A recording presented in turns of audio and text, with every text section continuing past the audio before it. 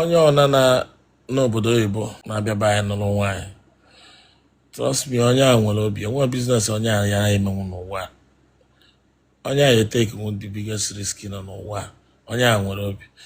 Because onye ahụ adị m sure na onye ahụ nwaanyị ka ọ na-anụ. Onye a just na-anụ onye na-ebi n'ụlọ wee mụọ nwa. Because icheke the condition are they favorable. It's not favorable. Ndị n'obodo oyibo kemgbe ha na-enwekwana time. When do they have time? Ịbịa nọrọ in a relationship. Or ihe ava na-eme na social media. Fafu nwatakịrị. Hello, how did you sleep? How was your night? What are you doing? I want you to start learning handwork. I'll send you money, you start learning handwork. You know, you're camera up, camera down. Before my enemy, I am coming back to Nigeria. I will stay 2 weeks. Within the 2 weeks, my boyfriend do small thing. The girl I was saying, I would like to join you. Can you got like a quarter about Jewel? So within 2 weeks, yeah, and I see I'm going to send the passport. You 2 weeks, you know, court marriage, you know, everything. A process will go visa. You don't even know who you are marrying. She don't even know you. You don't know her. Finally. Of your matu na put on TikTok. I tell you no. And when because how can you do that kind of game? Okay, all the KJ will go to Argentina and Mary Spain. What is possible? You have to complete 118 minutes. No shot on target, no shot off target.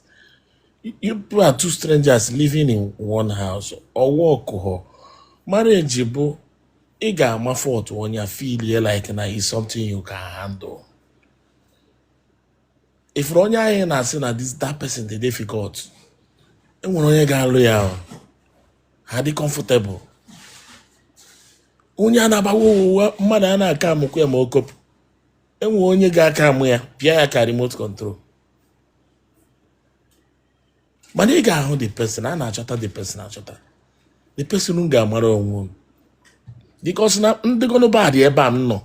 Ọ dị ụkọ m na-ezu ohi ebe a m nọ. Mụ na gị na-akpa na phone. M na-egosi gị egbe m ji ezu na phone. M na-egosi gị ka m si nọrụ. Imana mwike muna gana zakola ketana una mbote ebe nọ na mmegosi gị enwere ihe ịma bụ ihe ngosi gị na kamera ka ya afụ and ịnọrọ obodo oyibo nature agbana gị 2 knot 1 knot bụ nke a nkwu kịta another knot bụ gịnị na Igbo celebrity me nọrọ obodo oyibo nyere anyị nwa na here in Nigeria. The only person when no see you bụ onye na-eme ọfụma na Nigeria. Onye ọ na-eme ọfụma na Nigeria, Igbo celebrity nyere onye a. In fact, ọ ngụwa bụ that ekpere Wednesday a na-ekwu a na-eje ekpe, onu aka a na-ekpe maka ya. If that miracle husband, onu a miracle husband okay na amara na onu a miracle husband na na-ekwu ya. Onu na onu ga ya bịa mee na nwaanyị jere obodo oyibo. Onu a mee na ndebe nke nwaanyị na-akpọbatara obodo oyibo. So onu a miracle husband ndị ministry na-ekwu back here in Nigeria. So enwere nwaanyị ị ga-abịakwute kịta agwa esi ya na ị na Austria. Ọ hapụ igosi gị side ihe eji bịa kwụ ụgwọ isi ya. Ọ igosi gị side ihe eji bịa kwụ ụgwọ isi ya. Onwe onye afọ na-atọ ụtọ. Enwe ike ọ bụrụ nwa na-arụ sex girl. A na-akwụ ya 30k, 40k. Onwe any relation, even distant relation ga-akpọ nwunye ji obodo oyibo. Ị bịa like ya. Gwa na ị nọ Austria. Ma ọ na ị nọ UK. Money in America. Haba. Ewere love love saga ya fu ebe nwata ya wa nọkwa na adụghị ọdụ. Ị na-anọkọtakwa zuo ike. zuo ike na-enwe ka anya gị si acha tata ị na-stress too much i wee sị n'ọkụ ụdị a ka nne dịrị nwanne ị ga-apụta na TikTok and anyị ga-etiri gị ọnụ very soon. ịghọtago anyị ga-etiri gị ọnụ na TikTok very soon. So enwero ọ ka gị mma ịfụrụ onye a na-ekpisi kpakakpaka ịma onye ọwụ mana isi a kpakakpaka mana andọ ịtụọ ya mbọ n'ime ebe a isi kpakakpaka ya ha ebenata. Ọ kakwara ya mma na eche ịnụ onye ahụ nụrụ onye ahụ. Ọ kakwara ya mma ị mara that na problem ya kwuo na package ahụ bịa they come with small isi nkopu at least ị na-ama na-eji ya mmadụ that na okopu akwa n'itie okopu na ịma ka ihe si akụkwa ya naturally na n'iji buru nke ya wụ finally ịkpachaghị anya gị nwa nata Naijiria ya nwa nọ n'obodo oyibo. ịghọtago so ana m afụta eziokwu bụ ana m etikwu nwa n'obodo oyibo n'ekpere because ọ dọkwa izi even wow this life is not balanced. Inweta nka ihe nwe nka kịta na ijego obodo oyibo nweta job ị na-achọ na Naijiria n'afọ kịta ihe nwetazi good friends. Number one, we're try that your manchi gịnị ya na-akpa na phone steady ke Naija afọ na ọ na-akpọ gị senior man were goro fu project nye ya mere gị na Naijiria azụghị ya wụsọ onye apịa gị ife ya apịago pịawasta ya azụ mgbe ahụ mmadụ na n'ịza na-ekpere Wednesday ọ na-ekpesisi. Ịghọtago mgbe aka ya mana nature is not fair to you guys. Anyị nwere onwe anyị nwere ihe anyị fugoro anyị ji agwa gị ọ bụla anyị nyekpọ okwu afakọrọ people that anyị na-agbatị agbatị. So ọ bụrụ na efugbo nwaanyị ị ga-anụ na Naijiria bifo ijebe obodo oyibo afaghị sorry. Ịghọtago afaghị sorry ya ịgbakọbụgazikwu ya mba ezigbo afaghị sorry. Iya na-ayọzi Chineke ihe ọdụ ka ewu bet ọba kwana dọka dị akwụkwọ gbakwa again ọ ga-adaịrị gị ma ọ bụ na chi gị dere gị na ihe adị ndụ ogologo ọ ga-adaịrị gị ọfụma. Mana ọkwa na ndị village gị nwe ka ha si mee meeting about you inwego showdown ya ife otu a si ekwu ya serious matter ka nna agbari ya ka ọ hapụ ịdị too serious mana eziokwu ka nna agwa gị. Ịghọtago so I will advise you ọ bụrụ na ị nwere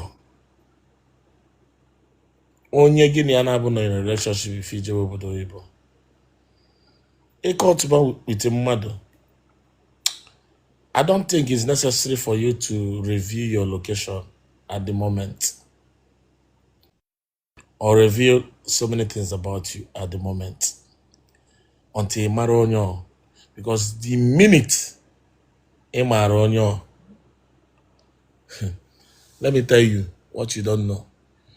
Because nobody had them. Marriage here in Nigeria is one of the biggest poverty alleviation program I want here. If Ria na-ekwu, hey, ọgọ wuchi onye Chineke wee ka nweta ezigbo ọgọ. Ihe a bụ ihe eji ekwu ya maka na a sị na afọ ka eme ka afọ. So side a bụzi ka afọ maka na afọ ọzi ka emelụ. So for that na onye gụsịla akwụkwọ mesịa youth service pụta onwe ha ọrụ ọ na-alụ ebe ego a na-akwụ ya enweghị ihe o zuru ya. Next alternative ya ogona ịda na o jere obodo oyibo ọ nụrụ di ya ete ekike a. So if all go into that bracket bam. So gụnwa na onwe gị marakwa ihe na-anụ majority ndị chọtara nwunye ha ma ọ bụ di ha ndị ma onwe ha even before ihe change. Ndị ma onwe ha before ihe change. Even some people n'obodo oyibo na-abụ ha bịa mekiri ya ha ejechi ya azụ tuo onye ma ha mgbe ha na-ata afụ. because of gịnị nwanne enwekwa onye ime itiri. And the worst, in fact, you're supposed to get joker's change job. After my brother na-ekwu that after my brother na-ekwu that na ndị Naijiria ama ka obodo oyibo si arụ ọrụ. Ihe ya mma nna ndị emegokwa their research yo. Amakwara this is the only way to go. Ha emegokwa their research. Kwadoro ga akwadoro. Ụfọdụ amarụchago sef na ha nwere right ịchụpụ n'ụlọ.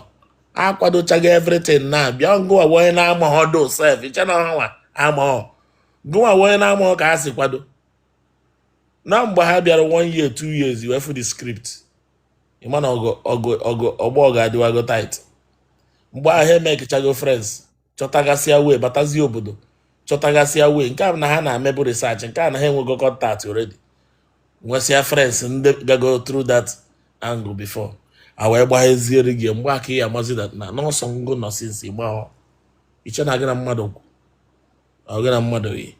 And again na another factor na-enyekwa nsogbu bụ approach ị na-enye towards ihe gbasara marriage ya, approach iji aga na ya isi obodo oyibo na-abata approach ga wee wụrụ that na nna enwekwa mmeri obere magic na ọ ga-ekweta nụọ m maka na inwe so 2 weeks iwe were 2 weeks ya mere ofu onye magic ọ chaba ya n'anya wee kwere nụọ iwe chefu that na ọ bata na ọhụzi magic ọ ya n'afọ na reality ọ ya n'afọ na magic a na ihe iji meda magic o nwere ike ịrụrụ ya 6 months ịma na ọrụ na-adọ mma na ọrụ na-akwụkwọ ọrụ agbụrụkwu na-arụ n'obodo oyibo no 6 months ka iji save ego iji mee magic 2 weeks ya o wee batazie nwanne m ị na-emebi the contract because ihe iji wee win ya wụ magic ị ga-continue kwa na magic ya ịmakata abatazie wee wụzie na ọ bụ otu ahụ ka ọ dị ekwukata ya nwa nweta ọrụ ịbịa narị ya ego ọkwa ngo na-achọ okwu ihe akwa bridge of contract ịmarakwa ka isi bido werekwa aka ya gaba because na ọnwụ na onye abatazie ide emeziri magic ya ọkwa wayo ka ị na-egwu ya ọkwa gaa ka ịrụrụ ya and nyanwa ga-arụ nke gị mgbe a ga-arụ gị ndị mana first to do no dey pain onye mee after the first person arụzie gị mgbe anwe kpọbazie audio call na phone send barrier mail na WhatsApp. Somebody na-azụ ahịa with 30 million or 40 million ọ ka ya emekie na buy because a lot of people na-asị na onye aha ya emekie na ọ ka mma ya were ya gaba obodo oyibo mana to you onye ọ ka ya emekie. It depends on mentality iji ọ bụrụ iji mentality ndị ohi ya work ịghọtago ị nwere mentality ndị ohi wụ onye ji 40 million bido business ọ chọrọ inwe gain 140 million in 1 year egbe ka ihe eburu ịghọtago because na business require patience ịmụọ nwa early stage of nwa abụ time eji eri gain ọ time eji apịkwa nwa so ọ na-adị very trying. Is a trying period and not a very careful period. You gotta be very, very careful. Ki nwike nweta nwo the basics. So each the 40 million mepe business first and foremost bogene. Nobody can handle your business more than you because now you know how you got that money.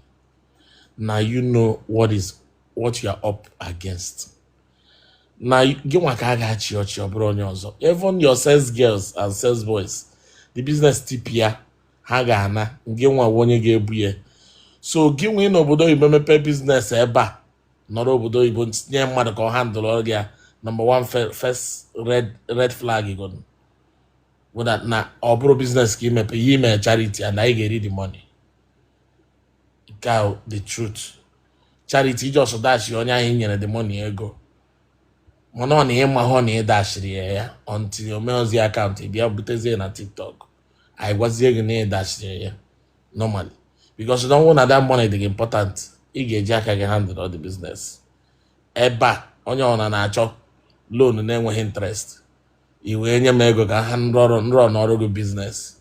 Loan ka ị nyere m, ọ dị ka ndị na-ere moto. Ekwe ndị na-ere moto, some of them ka pịa generalize ya, nye ya ego ka bụrata moto. Nwanne m, loan ka ị nye ya without interest. Maka na moto a nọ 6 months, nwanne eji ego gị atọ up, and ije bank general loan 6 months, ịgba interest ego resone. Ịghọtago? So ihe na-akọwa in summary, yeah? Imepe business with 40 million, depending on the business, because business thrives on the necessity. Ọ bụ a necessity, ọ bụ ihe people chọrọ. Ọ bụ na ihe people chọrọ, another thing bụ gịnị? How well do you know about the business? Have you studied the business? Or is it the profit margin that is propelling you opening that business? Or have you studied that business? Learn gear, a margo, also, it's your meander around that business. On your mellow, on your mania business. When all the business or your one name, the man or mania business. Mother got to see anyway, can't pay guy too deep. The man, I'm newly brought up, so I'll tell you more about business. But I ask say na jum, obu no mado venture into business na akwụgwọ, and no mania, no learn, no learn with 40 million. Trust me, in 2 years, you can make more than 200 million. Again. Are you serious? Now buying keta. I mean, now, you were 300 million venture into real estate. In 3 years, you become a billionaire. I won't lie to you. And I will not tell you because I want to say things, Mark, and I want you to trend. I want to trend. So I'll tell you the correct thing. Once you invest, problem when a business beginning. Capital. Knowing about the business very well. Knowing about the business very well. And the capital to push it. Another thing, I'm beginning. Doing the due diligence concerning the business on the government side. Apart from that, the best place you get my business in this life means the capital. But in Nigeria, but no obodo Igbo na. Kere me no obodo Igbo. On Nigeria. Okay, one so in a why na no onye nọrọ obodo Igbo be 300 million. O were ya real estate under 2 years. O ya apịakasị everywhere. 2-3 years you become a billionaire. I swear to God. Keko ye simie onota ogolani lobo no ko ogolani onele. I got study the business. Malo. And we hear the business in need. Location bụ ihe niile. Location bụ ihe niile. Another thing bụ the calculative, very, very. And a business calculation. A good businessman na nọkata gbachie warehouse ya. Afia akọ n'afia. Mgbe ahụ ọ kọbara ọmawu ihe ego. Owuru sọsọ ya onwe ya. At that time, people can pay anything to get that goods. Before ndị nke tụrụ because na ọkọgo nke ha na-abata na Nigeria ya nwe egbuo n'ozu.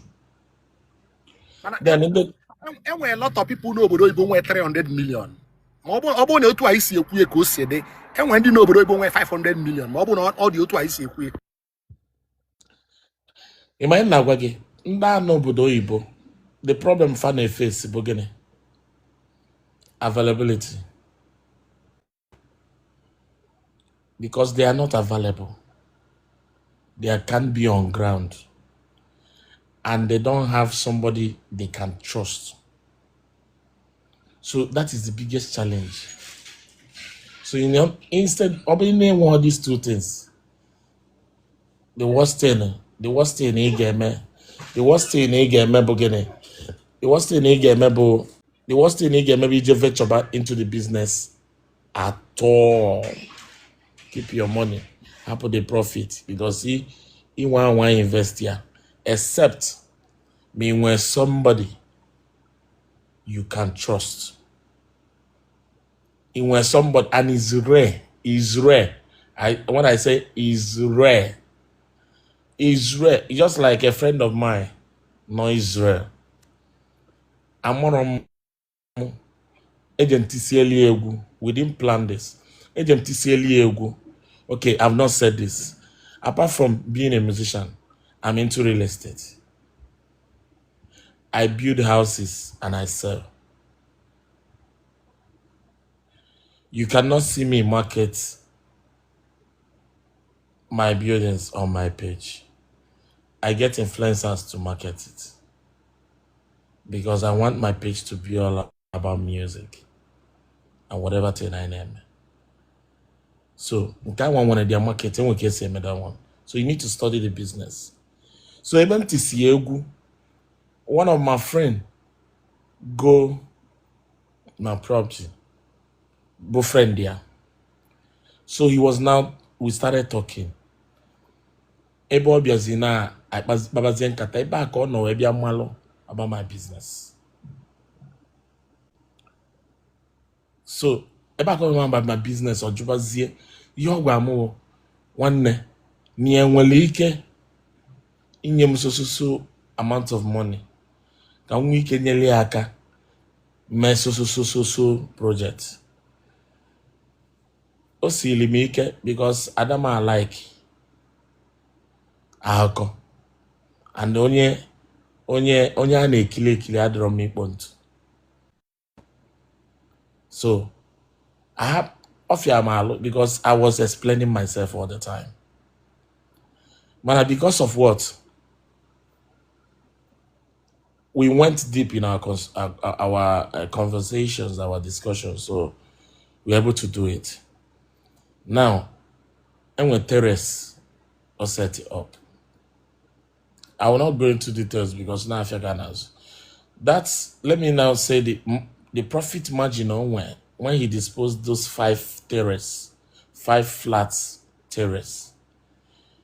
Each of the flat, here the case a terrace now, duplex, and each of the duplex with 3 rooms and parlor.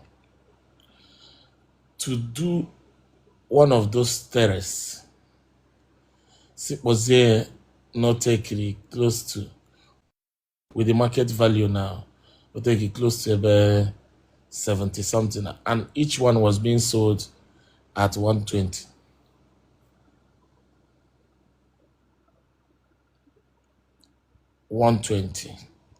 So in each of the duplexes on a make 50 something million naira again per one times 5. Then Obu Noji 300 million or 400 million were made the business. And when again 250 million naira in a year. Just imagine open a row first 5 when that kind of gain. The next one he got roll 10. And your gain will be double. Next one he got roll 20. And within 3 years you're a billionaire. Kaukusieba. That be so time kind of wasting over the but you ain't wasting over the time. All time. Eba aka lunwa ko na tukasa. Ọdụrụ anyị dọ n'aka ka ọrịa aka na ọ na-ebu ya nnukwu uche. Ka ọrịa aka na ọ na-ebu ya nnukwu uche. Go finish. Anyị dọ that means time kind of wasting over the Mba aka lunwa ko na tukasa die. See, mgbe iji wee mmalụ because business now people are not that like share business ideas. Because in share our brothers what's the secret? Are you getting it? 1 minute. Now, all in friends now, maybe no be Germany or be London or be America. Or say no save with 250 million. Can I advise here? ya chọọ biznes ọ ga-emebe advice m ga-enye ya ọ ga-invest ya mana biznes ọ na ọ ga-invest into ya bụ nọrọkwa present because na ọ bụrụ onye ọ na ga-enweta somebody like me at least enwere m something to protect and I stand for something so not everybody ịghọtago ịma na ka m si ebute omume na people amara mana ọ bụrụ ya na-ebi ikwu ịghọtago so not everybody and since you don't have the luxury of having somebody you can easily trust don't venture into business you cannot oversee yourself. I wouldn't advise that maka anyam. Okay, wanna thank you very much. Last time maybe on my platform, when you enjoy man, I cover the thing of I'm not whether more my network, I'm not whether more based on my time, and I'm trying to opportunity I will do again. And you don't skedi ye name, obon ibia na nibo na. And when see what I kele na chi kulu da na amu onu aka. And when see what I kele na chi kulu da na baboy. And when see what I kele chole when you on name. Onye ọbụla na-achị ego mbute kedu ihe na-aka ọsụ ya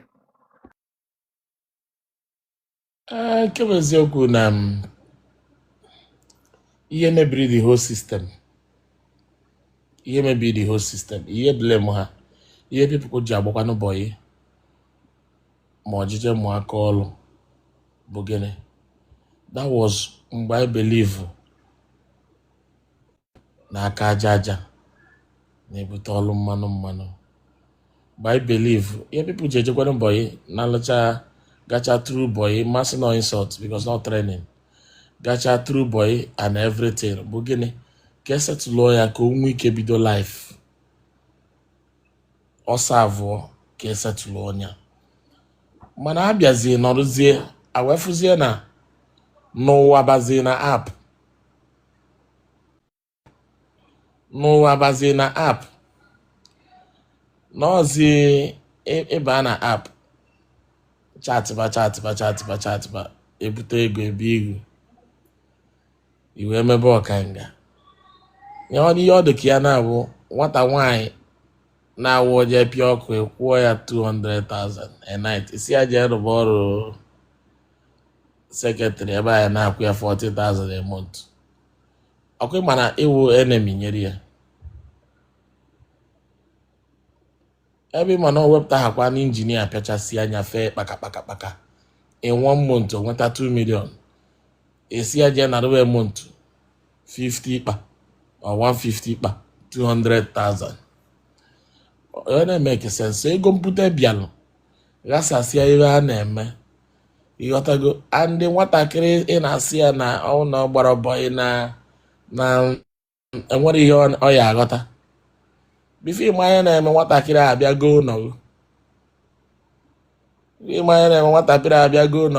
ịghọ tenant na n'ụlọgụ ọkwa emeghị ọfa ntu a ire ụlọgụ si ka ị wụrụ tenant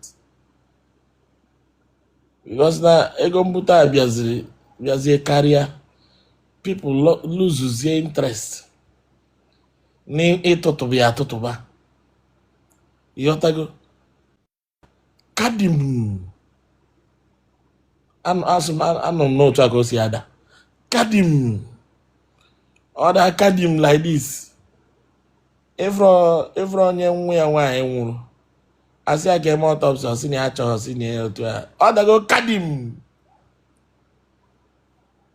ọkụyọta ịchọzie ka akọrọ gị adọrọta ịgbana ya sịrị agụbara gị ịghọtago so na ọbịa daa like that ọ na-agasa sanity mmadụ ịghọtago ya amago na onye dịte nda na akaụntụ ya first thing ga-abịara ya n'isi ọsa gị ozugbo kputuo n'ike ya amago ọ dị ego bata na akaụntụ ya na n'ike ya da anọzi ya n'ukwu n'ike ya nọrọzie ya na mgbada ukwu so ka ị mara ọ dị ego bata na akaụntụ ha ịghọtago so onye agasalụ aka aja anyị ada atụtụzi atụtụ mbute ka a na-amụpụta maka na ihe bịa ma ebe anyị bịa wụ ihe a na-akpọ okwube ọbara onye aghụghọ mgbe ọ bịa kwubezie ekwube onye mere okenye na-asị gị dị kiafụ na na na na na na ihe peace na cover dị too much. Ị na-asị onye chọọ wọ enye ya wọ, ịchọ peace enye gị. A na-agwa gị ihe ahụ ya aghọta ya because of gịnị? Mgbe ahụ na-ekwo ekwo enwe mgbe ahụ na-ekwo ekwo ka ọ na-esetiri ya ọrụ for another people all together. So ihe niile abịa zoo, mmiri niile abịa zoo be anyị mekụziri ego mbute a wee banye promas. Ịchọ onye ọcha ịfụ ha iburu okeke nọ na side bụ unu. Iburu okeke nọ na side bụ unu, okeke atụ ụtụ iburukwa laptọpụ na cover up. So ego mbute bịa karịzi everywhere.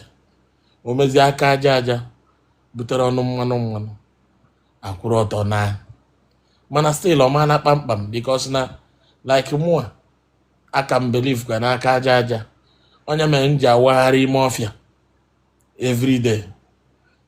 Maka na ọkwa aja aka aja ka anyị na practice mana the rate o si nọrụbụ mgbe ahụ na kịta abụrụ ive and ive kọsụrụ ya bụ ego mbute anwa. Kedu ihe way forward? Ọ bụ na ajụọ kedu ihe way forward? Way forward bụ na we will keep talking about it. Awareness. Mmadụ ada atụfukwana nwa ọ mụrụ atụfu ma ọ dị mma ma ọ dị njọ. Ị ga na-ekwu a sị gị oyi maka agwaghị ụwa ajọ oyi na m gwara gị agba ezigbo oyi. Onye anụ ụta anụ echi niile finally ọnụkwa. Are you getting it? Then ị na-atụpụta nkịta ị na-egosi ya ihe ka ọma na enweghị na-ewepụta. So we keep preaching the good truth, the good gospel. This is the way we are preaching it as we are discussing about it now. We keep talking about it, telling them to know that now people can still make it doing genuine business. Okay, nwanne, thank you very much. Enwere two things m ma jụ gị before onye ọzọ tiri anyị ọnụ. Enwere ihe m na-eme observe na-emenụ. 90% of youth buy enwezi onye believe na oye make ego na buy without ọwụ na ọgara obodo oyibo. 90% of youth to buy na believe ọ bụ na ha gara obodo oyibo na ha enwere ike imeki ego. Kedu ihe na-aka ọsụ? Okay. Ihe abụ ịmakpọ ya wrong information. Ndị n'obodo oyibo are not, I don't know the reason why, majority of them are not even giving our people credible information about ihe a na-eme n'obodo oyibo and how they make the money. Ndị nọ fast lane cannot tell you, but they can show you ihe ha nweta from the fast lane. Then gị nwa na onwe gị ejebe shia ijebezie nọ mgbe ị batara n'obodo anarịgoro gị paspọtụ gị na nke iwe bịa fụ ka obodo si wee nọ iwe etinye gị n'ebe a na-eme. So ihe na-akọwa m na people adịghị enye credible info about ọ bụrụ obodo like Europe and UK and some Switzerland, some places a na-eme bụ ọrụ ka a na-arụ genuinely. People are not, you can't even, kịta social media bịa dịwa people are na-ekwu ọsị gị na anọ m into care ihe na-ekwe ego na-eme nke people are wee na-ama before ụfọdụ na-ejerucha UK ha chọpụta na wrong destination ka ha bịa chọwa ụzọ ha esepụ jewe ebe ọzọ. Mana kịta na onye nsị gị na ya na-eje ebe ni ọ marụgo because na ekeretibego awareness, ọ marụgo that na ebe a n'ọrụ. So ndị dị hard working na-abịa ebe a na-abịa arụ ọrụ. Ndị chọ ime genuine business na-abịa n'ebe a na-abịa arụ ọrụ. Dị hard working because ha enweghị information na ebe a na-arụ ọrụ. Then ndị na-achọkwa na ịrụ ọrụ na-ejekwa side na ekere ọrụ eke. Are you getting it? So all ihe mezi our people and negekwa m ntị ọ bụrụ na isi ọnwụ kpata ego a ka ị ga-esi na-eri ya, ị ga na-eri ya to prove a point. And otu anyị na-prove a point, people are watching you. Onye ahụ agụrụ na-agụ na-afụ that na ị na-eprove point, ya nwa na onwe ya chọrọ iprove a point kwa. Ọ pụtasị gị nwanne m tie m n'ihe a na-alụ. Baba, show me the way I can do anything. Ubi agwa gị na ihe a na-eme abụrụ ihe ụmụazị. So ya nwa na oge na format ọ ya emenwu anything. So first and foremost, before blame on the buy, ọ bụrụ na our government nyere anyị option, ọ ma dị like this. Isi ka ego akwụkwọ, ego si akwụkwọ, you start selling your landed property. Ka ijebe obodo ibe bi eje nwa ọlụ. You shouldn't have traveled in the first place if there is work here.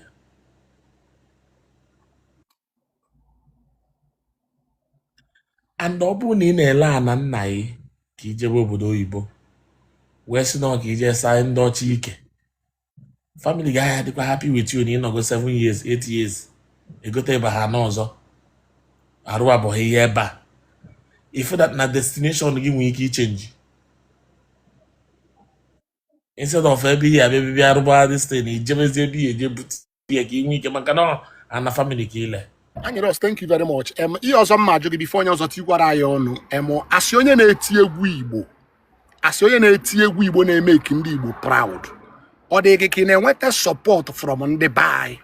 Because a lot of people na-asị ma ọ dị ụkọ na ndị be anyị na ya like ha onwe anyị, na ndị be anyị ada like support ihe ndị be anyị na-eme. So ihe na-ajụ gị, asị onye Igbo na-eti egwu Igbo, ị na-enweta support from ndị be anyị otu isi wee kwesị inweta support? Support na-enweta ndị be anyị self na-eti m na problem. Ihe ya na-ajụ na-abụ na ma ọ na-enweta support, no ka ka m si ekope with the support na-enweta ndị be anyị ka ị kwesịrị na-ajụ. Maka na support na-enweta na ndị be anyị waja. I can tell you that since the passing of late Oliver Dikokwe and Osita Osadebe, there has never been any high life artist na Igbo a na-enye the kind support a na-enye m. Ọ ga-adị ndị mmadụ shocking, mana eziokwu ka nna agwa ya. See, ndị Igbo na compete with onwe ha. Ndị Igbo no hate themselves. Some people, they mistake that competition as a hatred. Only Igbo doesn't believe in settling for second position. So you know get meant to double his effort in order to be at that first position. Okay, Mia. So after that competition, from the negative side, Imane got about the nature of an Igbo man. Before Igbo as succumb both or second position, man not try and a possible best yeah, okay, just to go every option. Funeme we take his pride in a second position. Try. This is our nature as Igbo people. Are you getting it now? I'm a recipient of a massive and structured support from Ndi Igbo. See, okay. I'm not okwu eze maka ihe abụ n'ilu akwụkwọ na ama m na ihe na ihe na-agafa. Ndị Igbo be anyị, ọ bụrụ ka fa si wee support m, I wouldn't have gotten to the level nọ ya. Mụ mepe ọnụ na-agwa gị as an artist, as a musician, that I've been to over 30 something countries. And ihe niile abụ talent bụ jem ebe ahụ. So, ọ bụrụ that no bro support, Or gadi possible. Or ma possible. This weekend, I'll be in Amsterdam. Traffic Lounge. Akwandi Igbo ga-abịa short way down. For Amsterdam na-eme kwaku on the 25th of July. Nigerian communities ga-abịakwa. Some Africans ga-abịakwa. Mana Akwandi Igbo ga short ya down.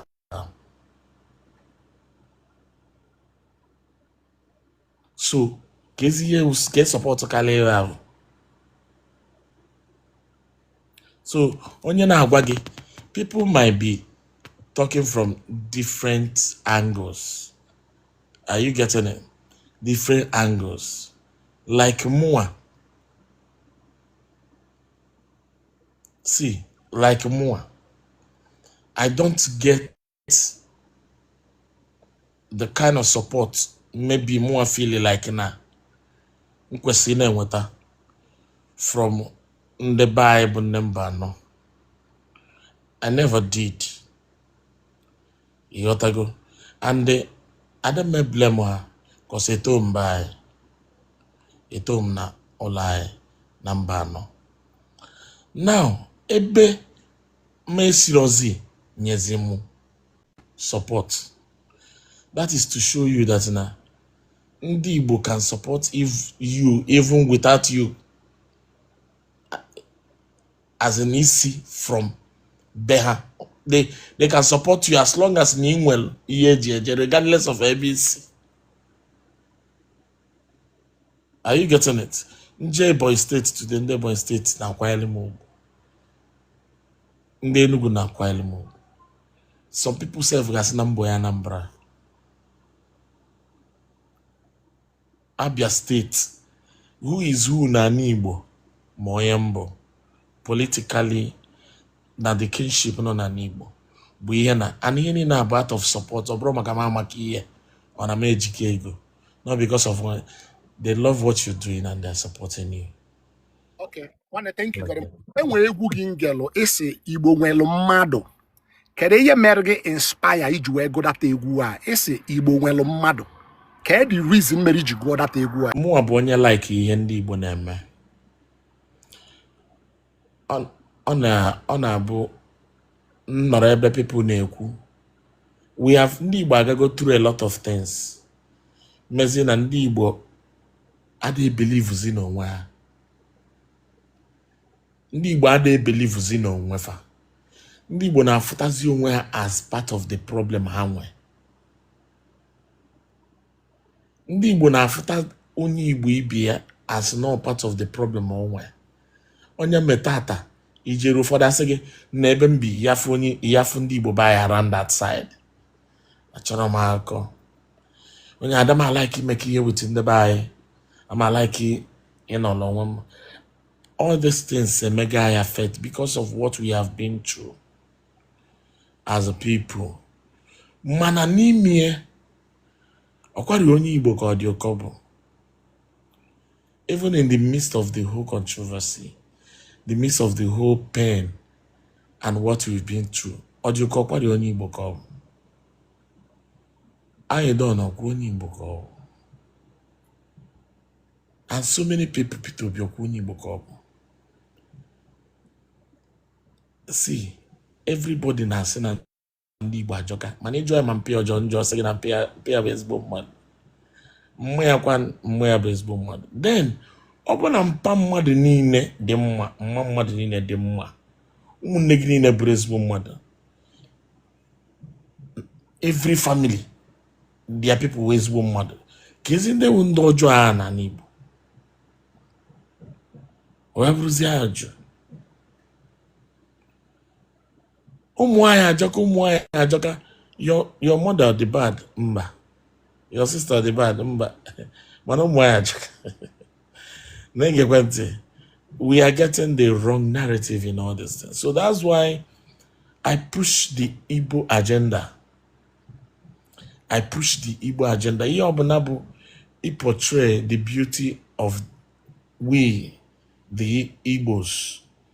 And me push ya n'egwu m. When I did that song, I was trying to tell you the good part about being an Igbo man.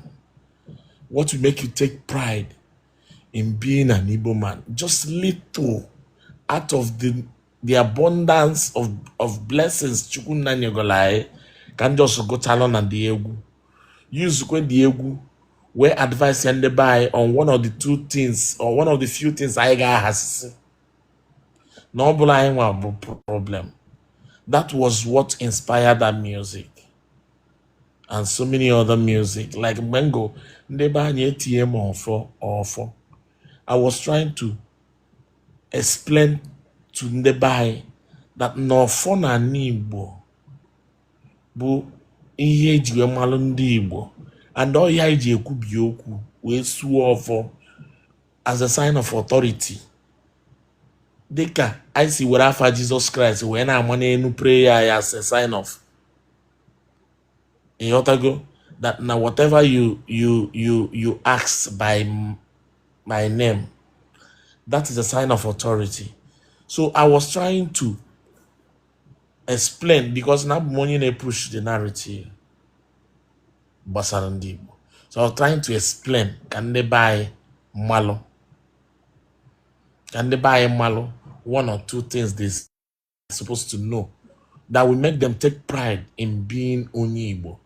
That is why I try to use Ise or for, because we are living in a time whereby our people are trying to condemn whatever thing that makes us who we are as Ndibo.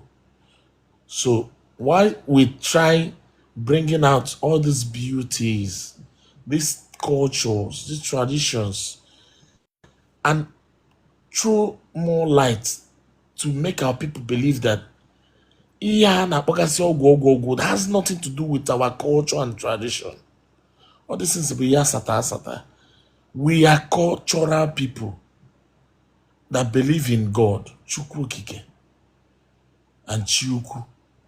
And I try to use my music to promote those good things or brought to put the Igbo people in a bad light. That is what propelled that song. Thank you very much. And when last time I before you was a Tigwara Ion, and people na-ekwu na ndị Igbo ba ya na-agụ egwu na ndị abụọ blue na ha da like inyere upcoming artists aka na ndị ba ya na-agụ egwu na upcoming artists ha da like help ha. Why ndị ba ya da like ịkwụba ndị ọzọ? Ojiko, I have to try to answer this because anything that has to do with our industry, and we can see and handle the thing so that yes, I won't end up portraying the industry in a bad light actually. So yen na come again. Obula onye nyelo ga aka the problem most time. No gi nwa na enyela aka. Ke the mentality ji abia. If you have been in the public space where you try to help people, you will understand where I'm coming from. Some people want you to go down for them to stand. Then some people wants to come close to you and be a part of your success. And be a part of your success. So, obulonye choloka no na abia enwe ndị ga-abụ inyelefe aka isi ka inyelefe aka, you will end up regretting the decision. So many of these artists in Africa now they help when one or two movements if I make it go to help people. Our people these days, just like the problem I cool now, our people they believe was in those ways I put to see in Anibo, IG build the systems that works for us, but they got served before a blogger. And you believe was in that thing. ị ga-afụ somebody kpọrọ ka inyeli aka bifo mali ihe na-eme ịlụbakwa egwu gị ọ nọrọkwa nso ịlụbakwa egwu gị o nwere ike ọ nọrọ around ọ sị hey what if na-etikwenụ ihe a obere mmiri na ihe a ga-awa ọkụkwanụ because of ihe ọ suggest ọ pụzie ị na-anụzi aside na mmadụ si n'ọkwa nyenwa mere egwu ga-ji agafịa n'ọkwa nyenwa na-edele gị egwu now ịnụ that kind thing esi akpọtazi m onye a nso ka onye abịa mere ọmalụ ihe ọ na-ekwu abụrụ eziokwu. So why now our people if had that na onye kpọta nso pụta ọbịa gebe asịrị gebe akụkọ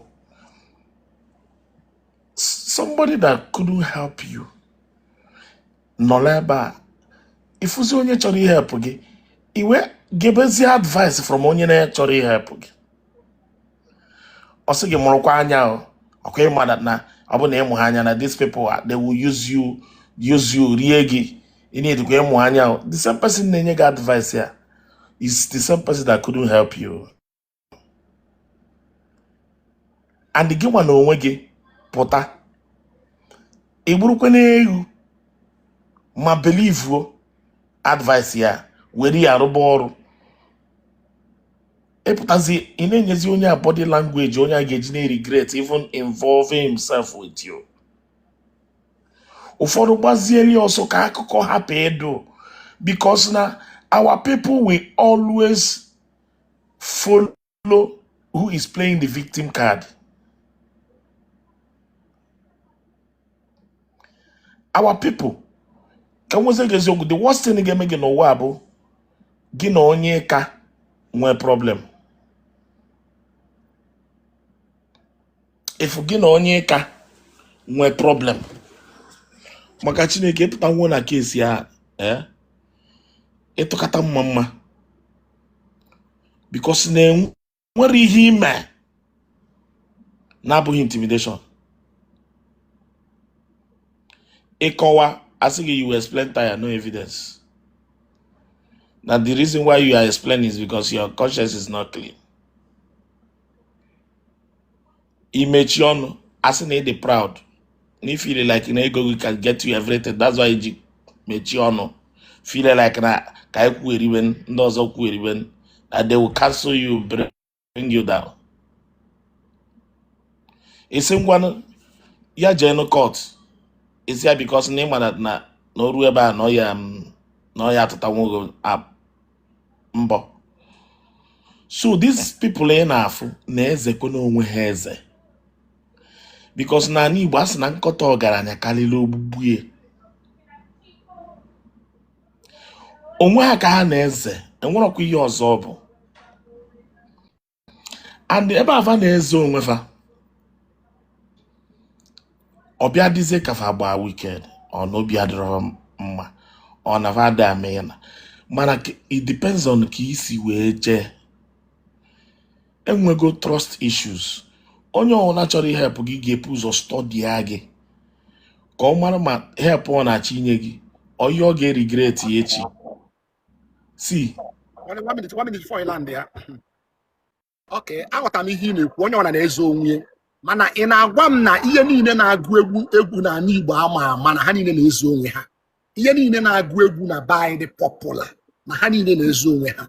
Mba nọ na ọ bụrụ na ị watch ya ndị Yoruba Olamide na-help a lot of people. Davido na-help a lot of people.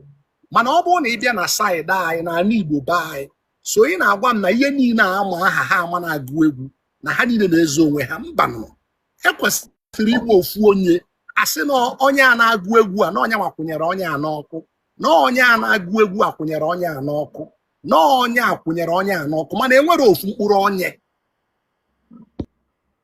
Okay, ana m igwara gị kọ the justice system and in fact happen the justice system what they promote this our brand about social media and the people's sentiment. Yeah, ọnụ ejibili akụ ada abụ nya ka eji akwụ ya. Onye help after 4 years iji help ya si ga ego ole ka i nyere ya gị send akaụntụ ka akwere gị ya back. Mmadụ asị gị na in fact ị ka na-ekwu fact ya ga-akwụ ya times 50. Now na ị na-achịgwa gị na when you sign an artist build orie fan base anyị na-ebuild ya ka onye ji fight gị echi niile because of gịnị? Ihe na propel our industry here bụ the fan base, and that fan base bụ the artist ka a na-like ọ bụrụ ngụnwa, and the fa ga-eji the likeness fa nwee that artist wee fight ya gị because na ị ga-abịa against their artist. Now gị nwa builduru onye a ga-eme gị ewuru the biggest ekwensu enwe n'ụwa. Ihe a ga-agwa gị bụ na maka na omego ọfụma iwewere ya anya ọkụ. Nobody will see ihe onye a na-eme ọ na-ekwesịghị ime. Do you know that na today some people na sign artists without the artist knowing onye signed ya, so that emebe gị ihe echi niile ihe ama onye na-eme gị ya ka ị nwee ike nọrọ in line with ihe signed. Ọ bụ that now people na keep to ihe mega affect na people chọrọ ịba into label agbacha n'ọsọ. Na-ege ntị, ihe some people like me na-emezi na abụ gịnị? Ebia nso egwu gị maa mma etiela gị verse si gị jee drọpụọ jide royalty jide ife niile. In fact na-ekwu ego na tikwue na nke iji eme promotion. I will help you promote a little the way I can. Help you post to mebezie everything nọrọ n'afa gị rie ego rie thank you very much. Man ya memekwana manọkatakwana regret ya helping you jide everything nọrọ n'afa gị everything I need them, so that n'echi niile you won't have any reason to say, hey, let me use myself now as a case study. Casey help him wee kụọ ise akụcha m ise a model wesi isi wele egwu a na me nwere ego mmeji wee menwo dị ka esi wee jụ ni achọghọ ka afọ ya wuzie ewu again na ike agwụgị ya mgbe aka ya na one artist na-agbagharị mgbe mụnwa wee yọgide wee sekpuru ana wee yọgide sekpuru ana yọgide ọjụ wee narụ obe m wee je na social media na-ede ka esi featuring anyị don while ọ kwesịrị bụ anyị featuring Casey. Nsi with any document I will sign, I don't need 1 naira. Now this is the mentality mụnwa ji abịa. Ọ na-ewute m na our people adịghị this mentality. Now ụfọdụ nwere ike iji this mentality initially wee bịa. Now let me tell you what later happened. Mgbe egwu abịa wube, Casey bụ somebody the popular. Casey the popular na-agara onwe ya egwu before money ya na-abụ emiti eme egwu a. People na-akpọ event o je tiele ha egwu. Ị mana mgbe egwu a pụtalụ, Casey je event wee gụọ egwu a na-enye ya ego na-enyegasị ya ego. Do you know that now people were sending me that video na-asị why gịnị mere o ji ọkpọ anyị don wee je the event? Bịa na-esendị m ya na DM na-asị m na ihe this your man na-eme kama ọ ya akpọ gị wee je jere apakiri ego nnaki. Do you know that people pressurized me ka m bido ifu ka esi asị onye na-eme m ife ọjọọ? And all these people couldn't help me.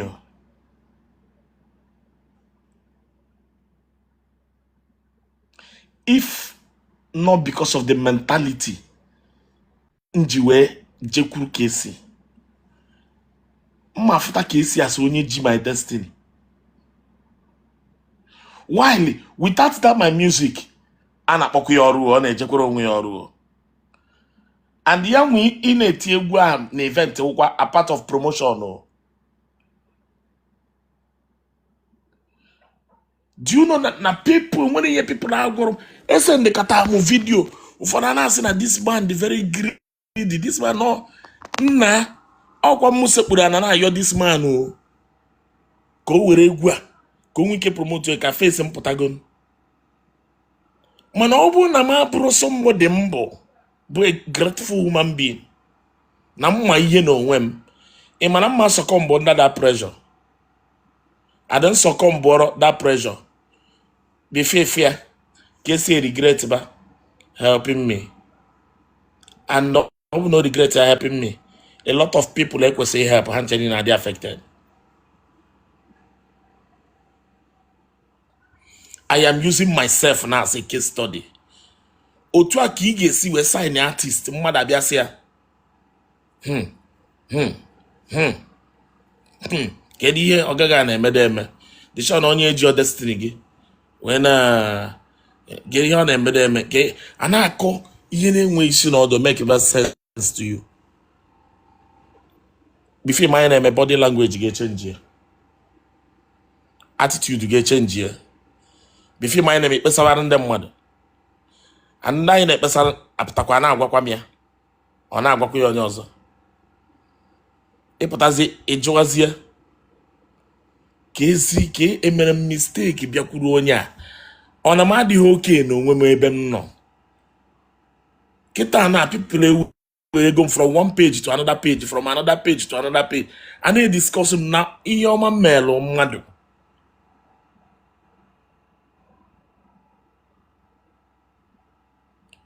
So this is one of the problems I na-enwe. Mụnwa mezie ya na m achọrọ problem. Mfu na ị na-agba mbọ nene gị, fụ na ị na-agbara oge mbọ, etielu gị vas, nyere gị aka, even chọkwulu gị ego, nyere gị aka ka m menye ịgabala onwe gị, jee zọbazie onwe gị, ibutezi ike a, ịma na ibu dị ike na ndị ike nọ n'akpa gị direct, na enwere onye na-etiri gị aka, ma onye chọrọ iri gị, ma onye chọrọ yuzu gị. Daalụ. Thank you very much.